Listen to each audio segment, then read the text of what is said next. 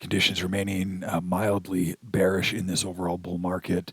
S&P 500 sitting at majority bullish with 14 on the daily as well as on the hourly, majority bullish at 14. We're starting to see on that hourly S&P chart trend conditions starting to compress right here, and we're running up against this supply block, which is a price activity that the S&P 500 has been at before, and we saw the selling move here. We've come back, we've retested it, we found some support here. Now we're coming back to retest this area as well with compression of trend. Remember that compression of trend is going to expand from there, so we can come back. The possibilities are something like this, or we do find some support and stabilize, and then ultimately the trend starts to shift back up again. So it'll be an interesting few days to watch S&P 500 as we are working through some potential resistance right here and potentially acceleration back to the downside if we run into significant resistance here at these levels. We're seeing futures up slightly this morning, not shifting anything internally from yesterday's activity. We also seen the breadth of the market continue to show significant weakness internally, with number of stocks in the S&P above the 50-day moving average sitting at 22. So we've got essentially 80% of the S&P sliding and below that 50-day moving average, and also can see that majority bearish on our daily chart right here. VIX setting relatively flat, majority bearish on both 14 and 14 on the daily and the 1 hour time frame, just compressing right here. And again, this is not surprising because that's what the VIX does. I've mentioned before, these are going to be really wide and really narrow relatively quickly. You get these extremes a lot quicker, but we are sitting, as this is starting to show bearishness, this is bullish for the market. So we want to see if we do get any kind of a move up or down quickly on the S&P. If we see kind of a blip here in VIX, we'll watch that today as well. SHY, the short end of the yield curve, this is the 1 to 3 year Treasury bond price.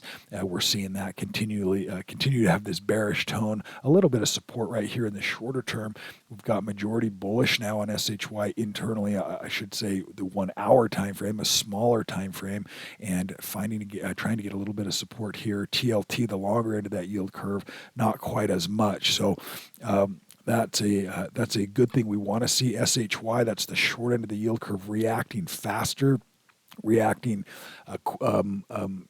in addition to or without the TLT necessarily moving. That short end of the yield curve needs to come down. Those interest rates need to come down, which means this price needs to shift back to bullish like it's working on doing. It's got to find the support. When bonds are moving up, that means interest rates are moving down. And the market more than likely will want to continue to see the short end of the yield curve continuing to have some price bullishness at pulling rates down. So a little bit of bullish tone here on that short end of that yield curve. Let's take a look at the 10-year itself, still sitting at 4.64, and not a whole lot of change from yesterday. DIA, Dow Jones Industrial Average, majority bearish on the 1 hour time frame, neutral trend on the daily time frame, and some resistance there at 435 now as we're underneath that momentum zone on the fib snap tool, which is connecting here and looking for that momentum area. Typically price will bounce above that level if it is going to continue in that overall trend. If not, then we're running into these corrective zones, these deeper zones where the market may want to chop around and see if real demand is actually here to propel things higher. If not, then as that continues to slide, that 420 level on DIA is going to be an important level to keep an eye on as well. Triple Qs, let's jump over and look at that chart pattern. We've got majority bullish on the daily and the 1 hour time frame. Here's also some strength in tech, bouncing also off of that 236. That's the momentum trade right there as we're getting support. Just not a lot of confirmation. Again, our risk is that we have a expanded trend versus a tight consolidated trend. We are getting that consolidation here, compression over on the 1 hour time frame. Keep an eye on that for triple Qs.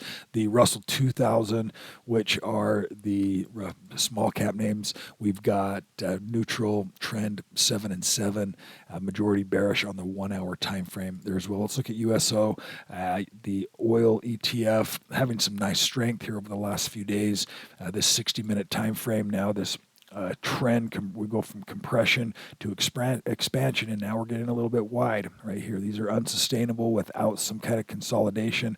So watch to see for maybe a pullback into that 76 range for USO, but shifting back into that bullish trend, which could have some legs right here, watching for some support, significant resistance right around that 80, a little bit less than 80 for a breakout on USO. GLD also continue to retrace back, just really kind of in this trendless mode now where we're stuck right in this range. Majority bullish at 10, compressed trend at the top end of that trend, and also very compressed trend happening here on the 1 hour time frame. That does have a little bit of a bearish tone to it where we had been bearish and we're moving back up, and now it's kind of flattening. Watch to see if gold can hold up right here, or if we get some weakness, if we see markets continue to rally, that could, gold could get bored and things could continue to turn back down again. Let's take a quick look at a couple of stock ideas for the day.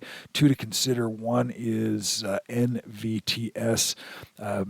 A confirmation bar back into momentum. Not a fantastic solid bar to the upside. Again, a better grade bar would be if it's looking more like this, almost like the day before. So we did get really a good confirmation buy bar at that location, and then some follow through on that. Some resistance happening here. It's a nice looking pattern nonetheless, and increased volume. That is for NVTS. The other one I wanted to look at was SGMT, with a solid confirmation bar to the upside here, increased volume, and potential breakout on SGMT.